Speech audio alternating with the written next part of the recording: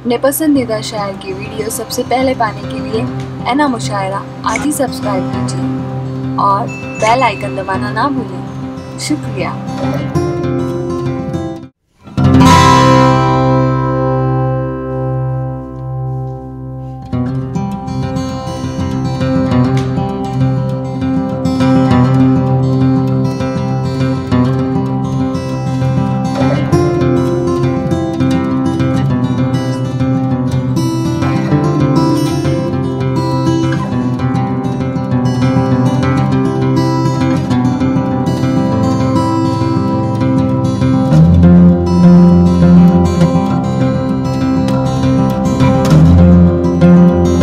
दोस्तों, मैं एक ऐसे शायर को आपके हवाले करने जा रहा हूँ।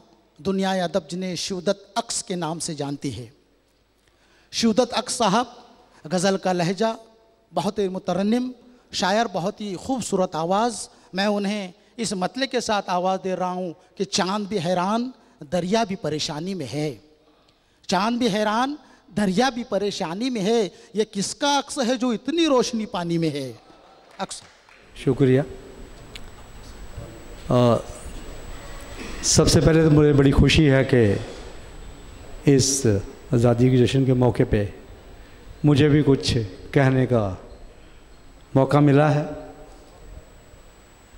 अब सब तो और ये मेरी गज़लें काफ़ी सुन चुके हैं और बड़ा मुझे अच्छा लगता है कि ये अभी सामने बैठे हुए हैं, तो बड़ी खुशी की बात है। देखिए मैं पॉलिटिकल आदमी तो हूँ नहीं, लेकिन फिर भी मैं भी कुछ संदेश एक देना चाहता हूँ कि ये बहुत ऊंचे लेवल की बात नहीं करता, मैं अपने लेवल की बात करता हूँ कि मैं तो एक स्पोर्ट्समैन हूँ, इंडिया रिप्रेजेंट किया हुआ है। हम लोग तो जब हॉकी खेलते थे, अभी तो अलग अलग बॉटल पानी की मिलती है, उस टाइम पे एक ही बकेट होती थी और एक गिलास होता था। इंटरवल में सब लोग उसी में से, हिंदू मुस्लिम सिख जितने भी हैं हमारी टीम में सब लोग थे। और मैं वेस्टर्न रेलवे से खेलता रहा हूँ, उसमें सब लोग सरदार भी थे, मुस्लिम भी थे, हिंदू भी थे, सब थे। और स्पोर्ट्समैन जो है उनके लिए कोई मज़हब नहीं था, कोई बात नहीं, सिर्फ देश की बात। और अभी मैंने जो अपनी जो किताब है अक्स गज़ल, उसको मैंने किया है, तो अनूप जलोटा साहब आए थे, सीमा सहगल, उस्ताद मकबूल हुसैन और उनके बेटे ज़ीशान खान, और उनको जो लोकार्पण किया है इब्राहिम अश साहब ने किया, जिनको मैं अपना गुरु मानता हूँ। मैं ये कहना चाहता हूँ कि देश की पॉलिटिक्स किसी टाइप की भी हो, मैं उसमें नहीं पढ़ना चाहता, लेकिन मैं ये कहना चाहता हूँ कि देश से बड़ा कोई नहीं है। देश से कोई बड़ा नहीं है, और देश है तो हम हैं। और अभी मैं अपनी ये जो आज़ादी जिन्होंने दिलाई है, उनको मैं अपनी रूह से सलाम करता हूँ। उनके लिए लिखने के लिए मेरे पास अल्फाज नहीं है, तो फिर मैं अपनी गज़ल सुनाता हूँ, सुनिएगा। मुझे खाक होना कबूल है, मुझे खाक होना कबूल है, तू हवाएं बन के चले अगर, मुझे खाक होना कबूल है, तू हवाएं बन के चले अगर, मुझे बूंद होना कबूल है, तू घटाएं बन के चले अगर, तू घटाएं बन के चले अगर।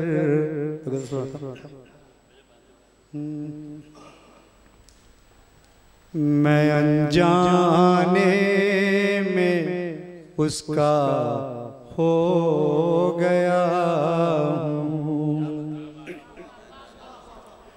मैं अनजाने में उसका हो गया हूँ। न जाने किस खला में खो गया हूँ। मैं अनजाने में उसका हो गया हूँ। मैं अनजाने में उसका हो गया हूँ। मैं उसके इश्क की एक बूंद पीकर, मैं उसके इश्क की एक बूंद पीकर, मैं उसके इश्क की एक बूंद पीकर मोहब्बत का समंदर हो गया हूँ। मोहब्बत का समंदर हो गया हूँ। ना जाने किस खला में खो गया हूँ। मैं अनजाने में उसका हो गया हूँ। मेरी दुनिया में वो छाया हुआ है।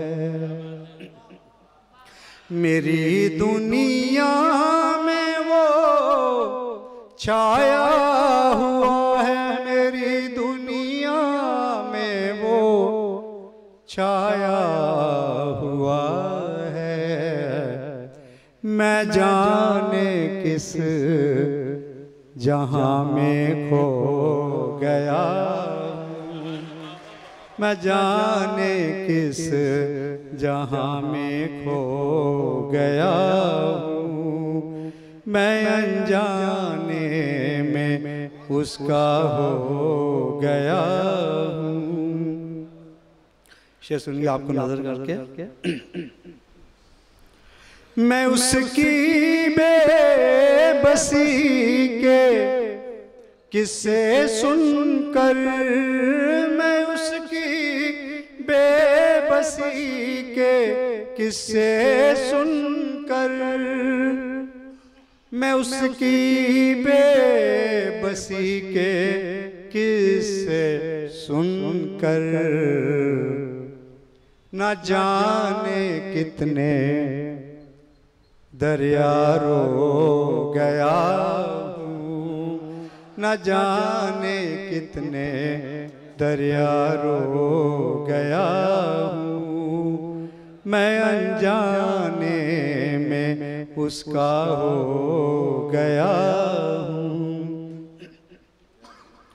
उसे रख कर मैं अपने दिल में हर पल, उसे रख कर मैं अपने दिल में हर पल, उसे रख कर मैं अपने दिल में हर पल ज़माने का तमाशा हो गया हूँ। ज़माने का तमाशा हो गया हूँ। ना जाने किस खला में खो गया हूँ। मैं अनजाने में उसका हो गया हूँ। मक्तर न जाने अक्स अब कश्ती कहाँ है, न जाने अक्स अब कश्ती कहाँ है, न जाने अक्स अब कश्ती कहाँ है, मैं तूफानों से लड़कर सो गया हूँ, मैं तूफानों से लड़कर सो गया हूँ। ना जाने किस खला में खो गया हूँ, मैं अनजाने में उसका हो गया हूँ, मैं अनजाने में उसका हो गया हूँ।